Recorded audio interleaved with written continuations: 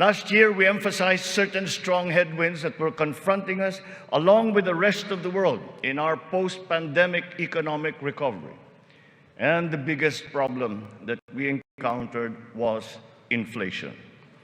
Maraming kaganapan sa mundo ang nakapagpagulos sa maayos na takbo ng pandaigdigang merkado. Bukod sa digmaan sa Ukraine, naroon ang patuloy na epekto ng pandemya. Pinalala pa ito ng pagbabawas ng produksyon ng mga bansang pinagkukuhanan natin ng langis. Nang tumaas ang presyo nito, nagsumura na rin ang presyo ng iba't ibang bilihin, ang gasolina, ang kuryente at ang pagkain. Ramdam sa buong daigdig, pati na sa Pilipinas, ang naging pagtaas ng mga presyo ng bilihin noong mga nakalipas na buwan. Sinuri nating mabuti ang sitwasyon. Sa tulong ng ating mga ekonomista, nakapagbalangkas tayo ng mga polisiya na magsisilbing pundasyon ng ating ekonomiya sa mga susunod na taon. Ito ay nakasaad sa ating medium-term fiscal framework na sinuportahan ninyo sa Kongreso. Kasabay nito ang paglulunsad ng mga estratehiya na mapalakas sa kakayahan ng ating mga kababayan at mga sektor ng ating ekonomiya. Nakakita po tayo ng magagandang resulta. While the global prospects were bleak, our economy posted a 7.6% growth in 2022, our highest growth rate in 46 years.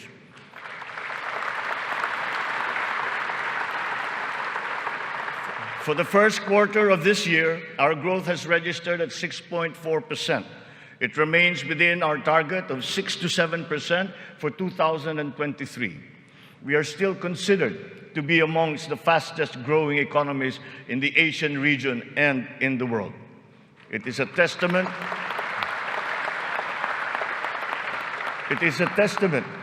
to our strong macroeconomic fundamentals. Our financial system, the nerve center of our economy, remains strong and stable. Banks, the transmission arms of our monetary policy, have strong capital and liquidity positions. Stimulated by the relaxation of pandemic restrictions, transactions once again have flourished alongside the booming e-commerce that was undeterred by the pandemic in 2022. The digital economy contributed 2 trillion pesos, the equivalent of 9.4% of our GDP. The economy is revived and rejuvenated, backstopped by a favorable enabling environment and the strong rule of law. This year, the World Bank projects a 6% overall growth rate, well within the range of our targets for the year.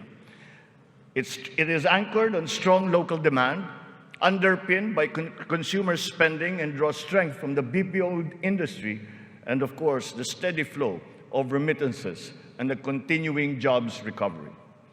Inflation rate is moving in the right direction. From 8.7% in January, our inflation has continued to ease up in all regions, settling now at 5.4% for June. What this means is that in spite of all the difficulties, we are transforming the economy. We are stabilizing the prices of all critical commodities.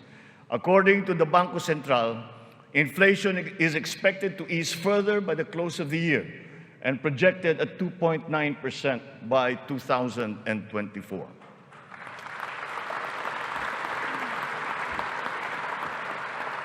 On matters of the economy, there are many things over which we have no control. But over those where we do have control, we are doing everything we can. Puspusan ang ating ginagawa upang pataasin ang produksyon ng ating ekonomiya. Pinapalago natin ang mga industriya.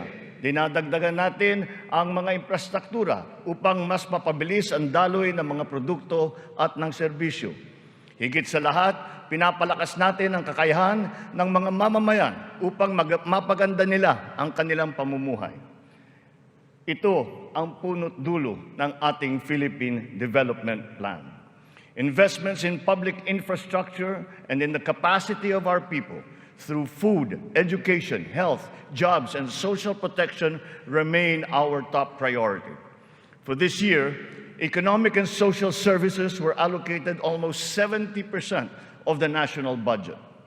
Higher revenue collections will be critical in our bid to bolster public investments.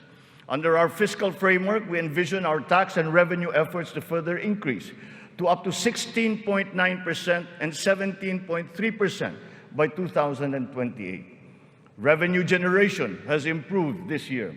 From January to May, the Bureau of Internal Revenue has posted record collections amounting to 1.05 trillion pesos, an increase of almost 10% over the last year.